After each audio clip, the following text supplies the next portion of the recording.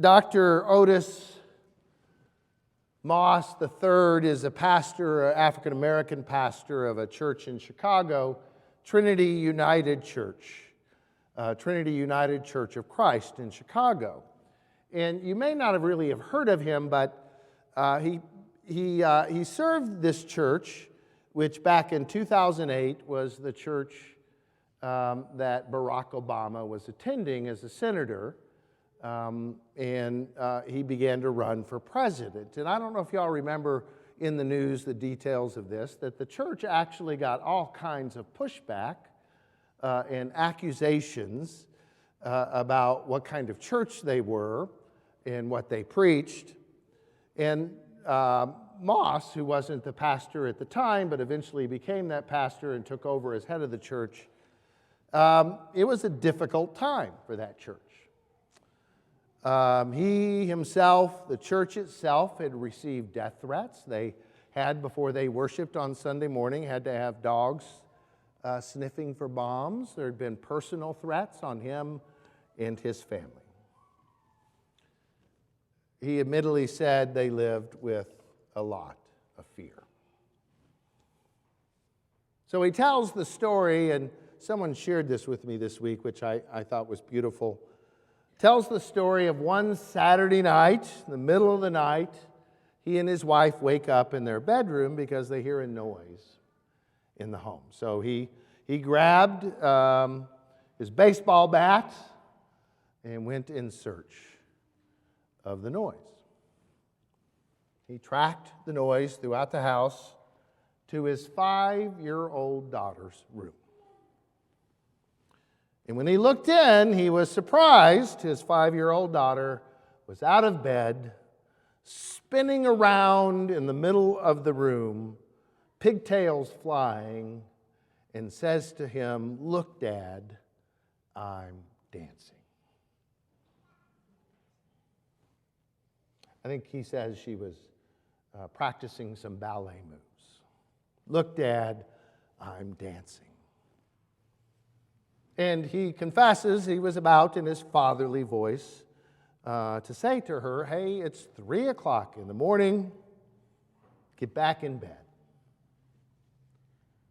When all of a sudden, the Spirit hit him and spoke to him. "Stop," the Spirit says. "Look at your daughter. She is dancing in the darkness. The darkness is around her, but the darkness is not in her." And he confesses he then proceeded to scrap his sermon that morning, a sermon he was about to give in a few hours when the sun came up, and he rewrote it. And he remembers standing in the pulpit preaching about the importance of learning how to dance in the midst of darkness, in a moment of darkness. He even wrote a book based on that sermon titled "Dancing in the Darkness: Spiritual Lessons for Thriving in Troubled Times." And in many ways, he would claim we are all dancing in the darkness these days, these troubling times. So when I heard that story, it meant a lot to me. It kind of occurred to me that I found that image profoundly meaningful these days. I think all of us could as well. We're all struggling in a divided, troubling time to find our way, right? In the darkness. How to be loving in an unloving world. Now, for some, this might mean grabbing a baseball bat, protect our home. For some, it might mean retreating from the darkness to a safer refuge. For some, it's a temptation to despair and hopelessness. What then, I think the question it raised for me, what does it mean then to dance in the darkness? To resist the darkness, yet not let it become a part of us. That was the question I've been wrestling with for a long time. And it occurred to me in reading this story this week about Martha, that I think we can imagine the darkness that Martha was struggling with, having experienced the death of her deeply loved brother Lazarus.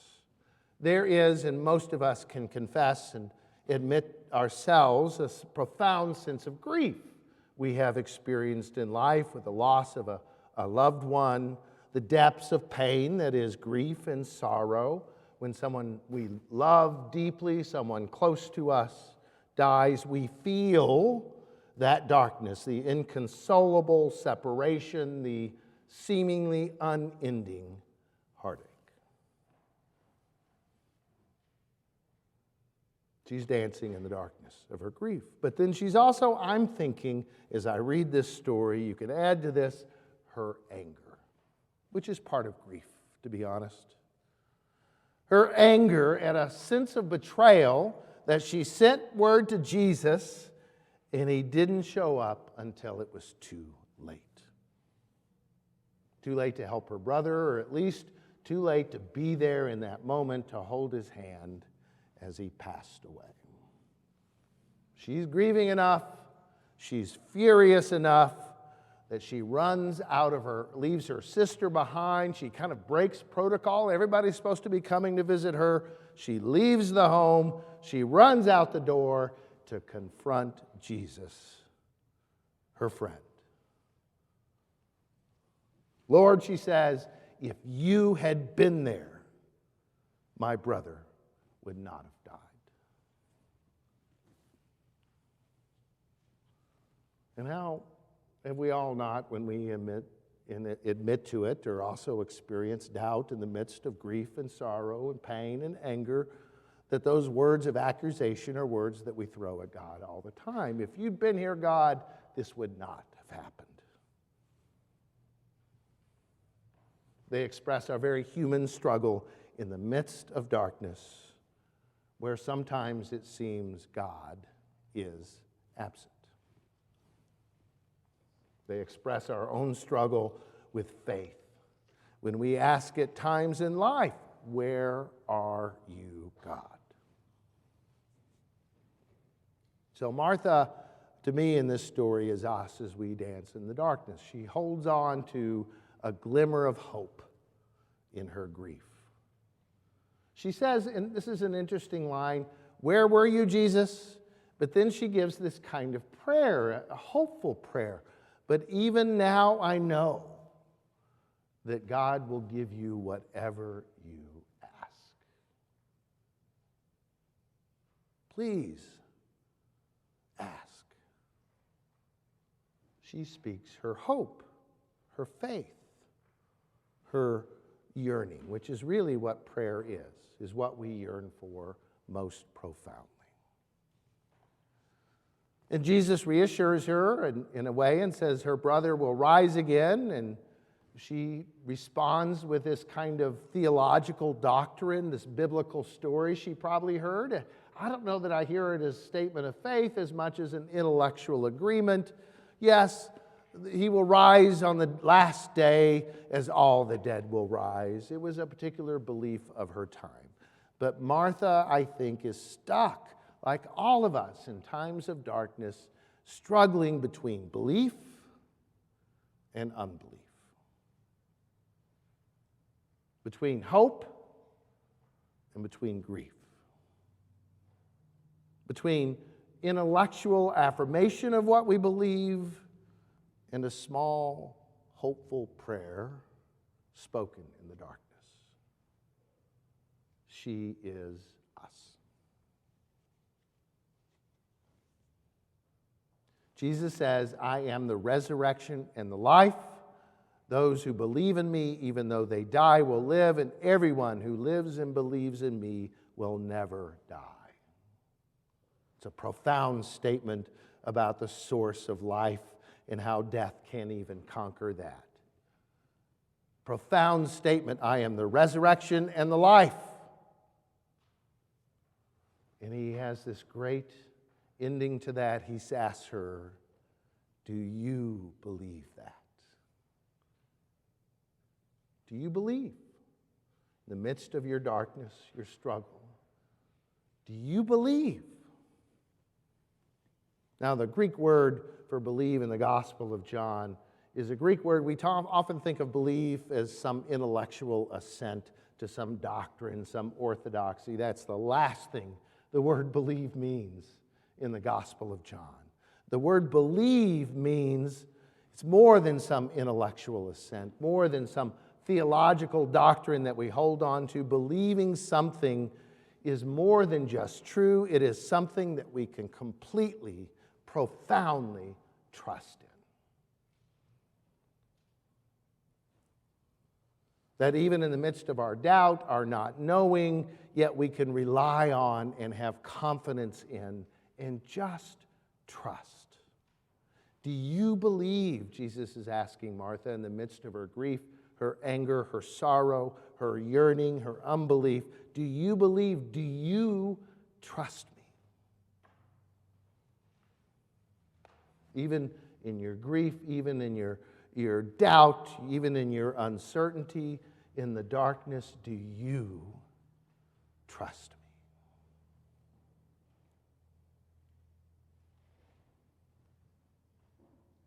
It's a question Jesus is asking us this morning. Martha's response, yes, Lord, I believe, I trust. But it wasn't some statement of affirmation about the resurrection. What does she trust? I believe in you, she says. Not in a doctrine or a confession of a certain theology. She says to Jesus, I believe in you. You are the anointed one, God's own child, the one coming into the world.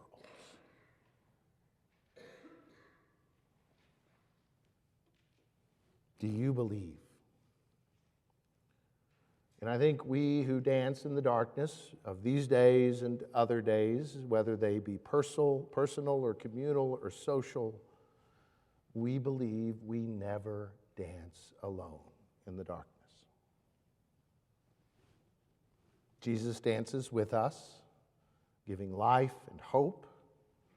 We dance together in the darkness together. We dance knowing that the darkness cannot overcome us or take root in our hearts, but that we have resurrected life, and that abundantly.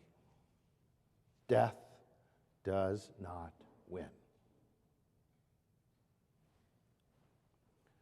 So I have seen members of this congregation wrestle in this distressing times. I've seen members dance in the darkness. And we all don't dance the same, truth be told. Some dance in protest, some dance by serving others, some dance by gathering here and lifting their voice up in prayer and singing their song, some dance by loving those around us and caring for them. They're all aspects of what it means to follow Jesus, to believe He is the resurrection and the life. They're all important parts of how we have hope, even in times of darkness.